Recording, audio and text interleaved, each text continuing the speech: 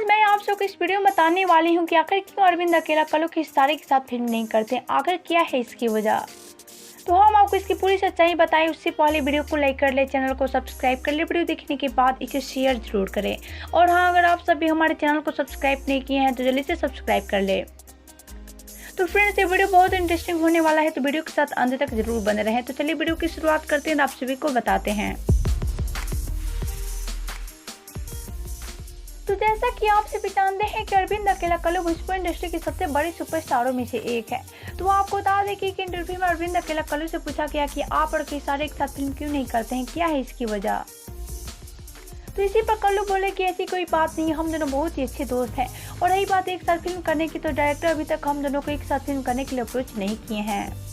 और अगर हम दोनों को एक साथ फिल्म करने का मौका मिला तो हम दोनों एक साथ जरूर फिल्म करेंगे। वेल, तो लीजिए यही वजह है इन दोनों को एक साथ फिल्म नहीं करने की। तो आप सबका क्या कहना है इन दोनों के बारे में, बताएं हमें नीचे कमेंट बॉक्स में।